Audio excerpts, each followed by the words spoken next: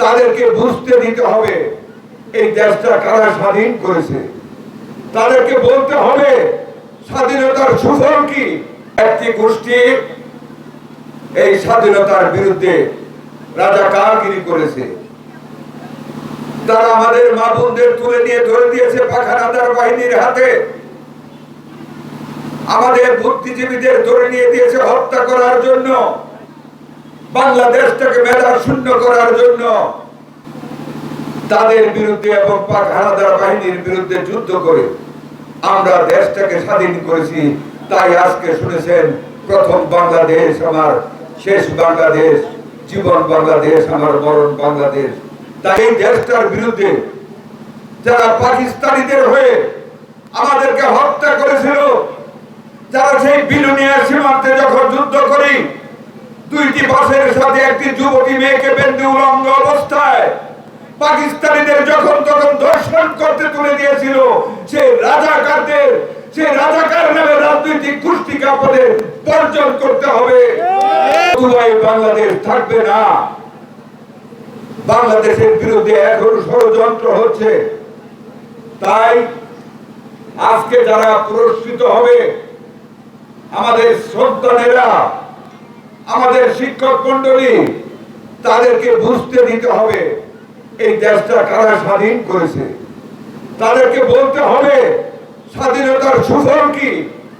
তাদেরকে বলতে হবে আজকে আমরা বাংলা ভাষায় কথা বলি 52 শহীদদের বিনিময়ে যারা রক্ত দিয়েছিল, মেডিকেলের রাজপথে শহীদ রফিক জব্বার, বরকত সালাম।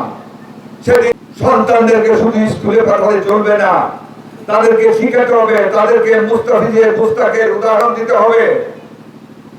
আরো যারা এই গ্রামের শিক্ষিত যুবক, যারা বড় লোক হচ্ছে, বড় বড় চাকরি করে, বাবা মা আপনাদের সন্তানদের সাথে বসে গল্প করুন, দেখো আমাদের গ্রামের এই ছেলে কত বড় হয়েছে। তাই লেখাপড়ার পাশাপাশি সন্তানদেরকে শিখতে দিন। সকালে উঠিয়ে আমি মনে মনে বলি সারাদিন আমি যেন ভালো হয়ে চলি। জিয়াউর রহমান ক্ষমতায় থাকাকালীন প্রত্যেক উপজেলায় 31 শয্যা বিশিষ্ট হাসপাতাল করেছিলেন। তার বহুদিন পর আমাদের মাননীয় প্রধানমন্ত্রী বেগম খালেদা জিয়া 31কে 50-এ উন্নীত করেছে।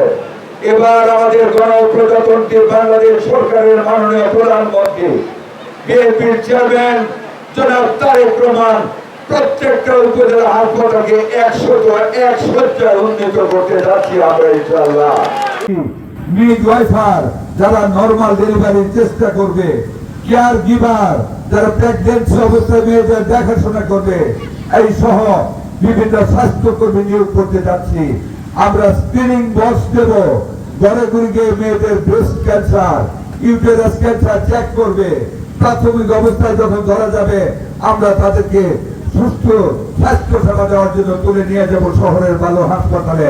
এইভাবে স্বাস্থ্য সেবাকে গ্রাম পর্যন্ত আমরা নিশ্চিত করতে চাই।